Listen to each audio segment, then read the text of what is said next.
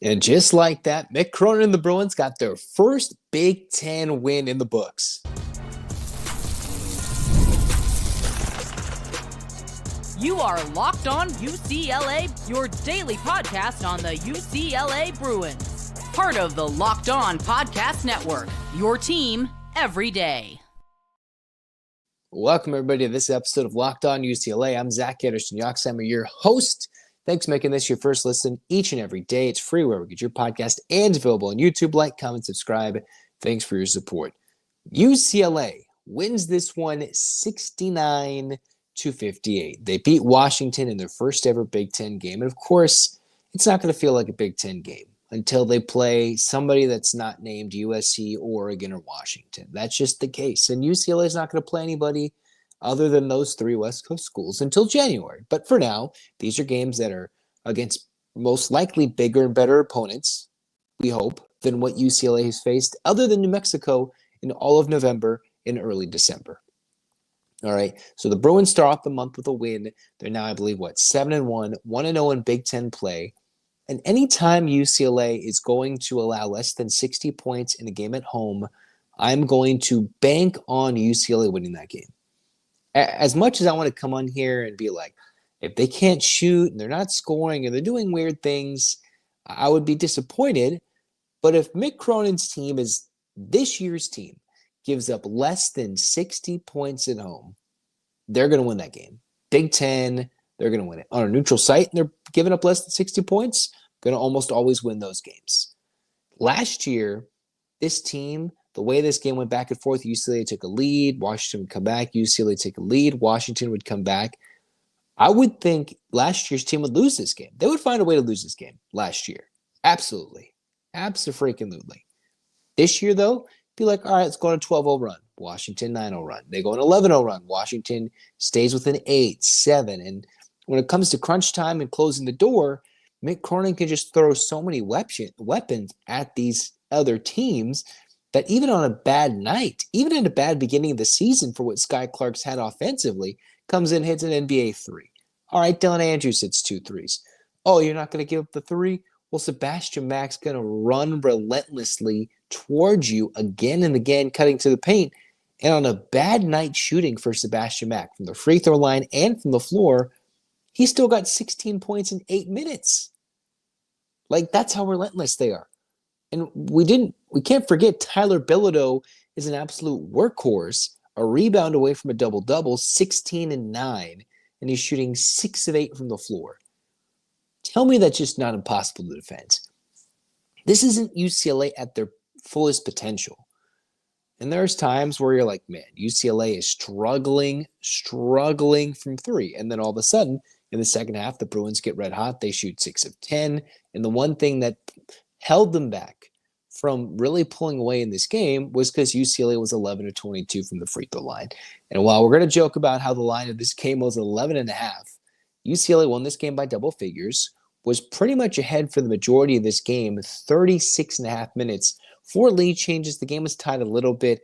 Washington only led this game for 90 seconds, but that's mostly a wire-to-wire dominant victory. Not like impressive, like, oh, they blew out Washington by 20, but a good win by a scrappy UCLA team and an equally scrappy Husky team where I think they're better than advertised. They're going to come in and shock some people, but unfortunately, UCLA took advantage of Washington's best player, Great Osobor, turning it over 8 times. And I already mentioned, I don't even know what I've got something in my mouth here, whatever. Great Osobor, he was a turnover machine. I think I mentioned that last Locked On UCLA podcast. 14 points, 9 rebounds. The man's going to get his, all right? But it wasn't the best of nights. Washington doesn't have this size in this matchup to hurt UCLA. And they didn't showcase the numbers to shoot from 3 that would hurt UCLA at all. You can beat UCLA one of 2 ways. One way, New Mexico showcased it, just outsized UCLA. And that is going to cause Mick Cronin nightmares because right now, Adai Mara and William Kyle are combining for 5 points, 6 boards in 22 minutes. All right, those are your 2 true big men that UCLA are not playing right now. They're rolling with Johnson, Andrews, Daly Jr., Bilodeau, and Clark as your starting five. That's your starting five. And then you're going to bring in Sebastian Mack as your closer. That's going to debate whether if Clark's shooting well, then he goes to the bench. If Johnson's in foul trouble, Kobe Johnson, that is, we saw a lot of minutes from Lazar Stefanovic, 18 minutes, couple of huge shots. And then Eric Daly Jr. is going to play a bulk of the minutes because he can do everything. Assist, rebound, hit some shots. And if he's hitting threes, UCLA is unbeatable. The one shocking thing that I noticed was that Trent Perry was a non-factor. 2 minutes, didn't even take a shot, no rebounds, absolutely nothing. On the broadcast, they did mention that Trent Perry was coming to the game a bit questionable with back soreness. Only played 2 minutes. Maybe it flared up on him. They didn't really go into it. I haven't heard anything about Mick Cronin's comments since I'm recording this after the game. So if that's the case, then you probably ease in with the freshman. UCLA is so deep in the backcourt that you didn't need Perry to win this game, although he would have been a good weapon to put out there when the Bruins were struggling early to shoot, right? Dylan Andrews scored 12 points, but he did it on 5 of 12 shooting. Sky Clark hit a big three in a big moment, but he's still having a slow start to the year, and he was in a little bit of foul trouble at one point in the game in the second half. That's where Trent Perry would come in. He's got a smooth stroke, I think a strong feel for the game. I would have loved to see how the true freshman would have handled a situation like this game, all right? Back and forth, better opponent, at home, conference game. How does he handle the scout? How does he handle Cronin going to the next level, barking at him? Well, we don't get that because he had a little bit of back soreness, and whether that's going to cause him to be out in the Oregon game. And Oregon is run by their backcourt. They are absolutely run by their backcourt and shooting. And I think Perry would be a huge addition for that game in Eugene if he's healthy enough to play. If not, then the Bruins have enough. And mind you, they went with 10 guys tonight. Cronin didn't even put Dominic Harris out there, which means he is so far out of the rotation that unless it's a beatdown against a mid-major opponent, we might not see Harris until maybe Prairie View A&M, like the way this rotation is going. Like, Cronin's got his 10, he's got his backcourt. It's Stefanovic for Johnson generally. It's Clark going in and out for Mack. Perry would come in for Andrews. And then if Daly or Bilodeau are in some trouble, you mix in a William Kyle or, and a Diamar. But generally one of those two guys are coming in for the other. That's what the rotation is. And tonight they shot 38% from three. They didn't turn it over. They out-rebounded they were almost out-rebounding the Huskies. They got out-rebounded +5. This is just one of those games where you're wondering, why couldn't the Bruins put them away sooner?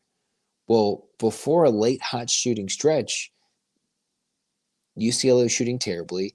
And, man, 11 from 22 from the line is not going to cut it. And a lot of that was 5 misses from Sebastian Mack, who at times can be a 90% free throw shooter and other times can maybe be on the wrong side of 70% from the line.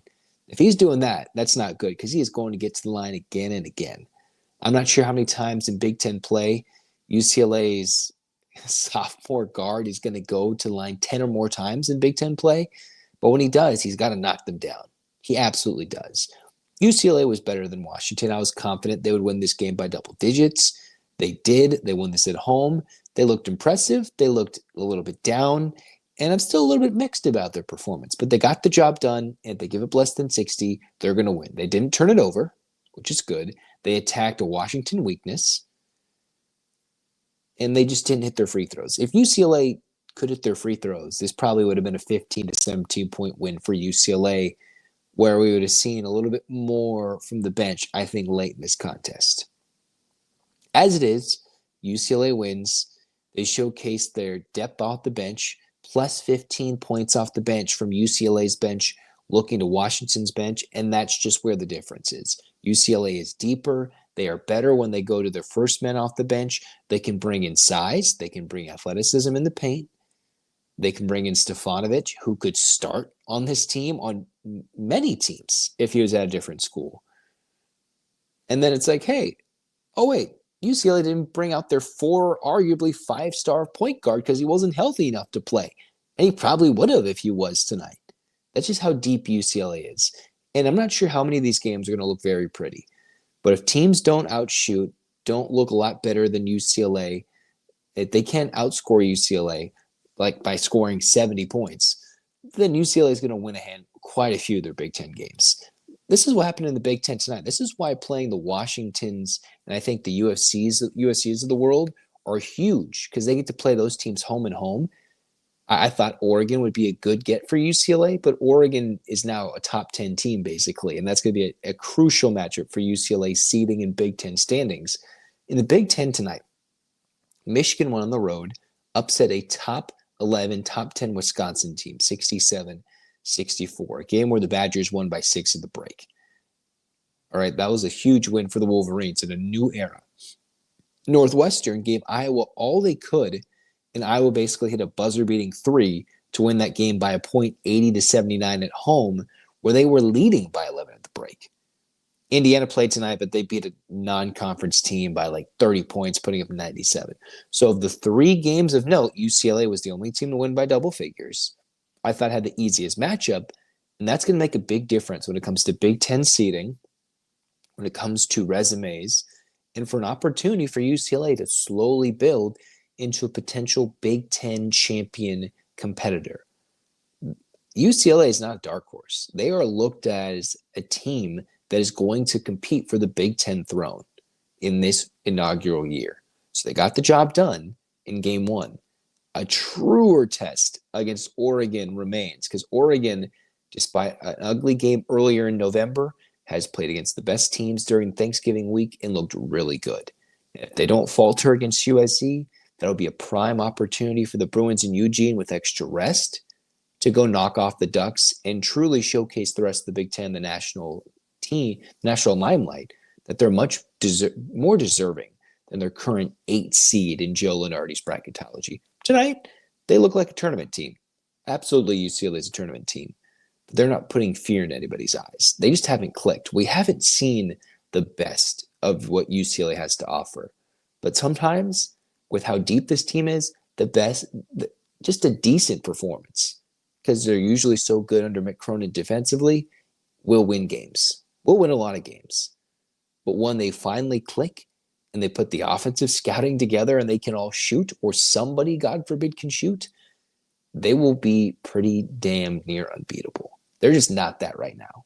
As much as I want them to be, as much as I want to bring in the optimism, they're not that. They can beat teams. They can hopefully beat a good team on Sunday, I think it is, against Oregon. But they had to put in a much better effort to do so.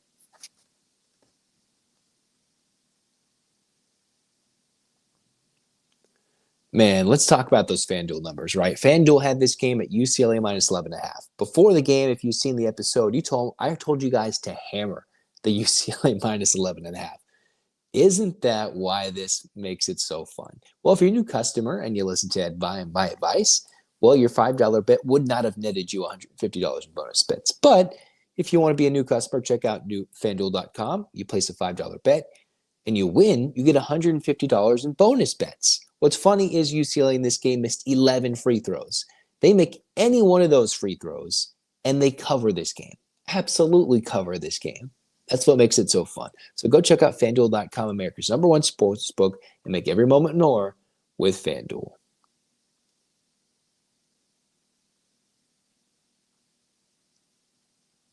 And just like that, in another year of firsts, UCLA gets their first Big Ten win against Washington. Better opponent, a little better competition, showed so. But UCLA won a game I think last year's team would not have won. I think last year's team would have blown this game. This year, the depth reigns supreme, which is why they are going to be a tough out in Big Ten play, tough out in March, and hopefully deep into April. That is my deepest intent. They just have to get much better between now and then if they want to be that team that strikes the fear into the opposition's eyes.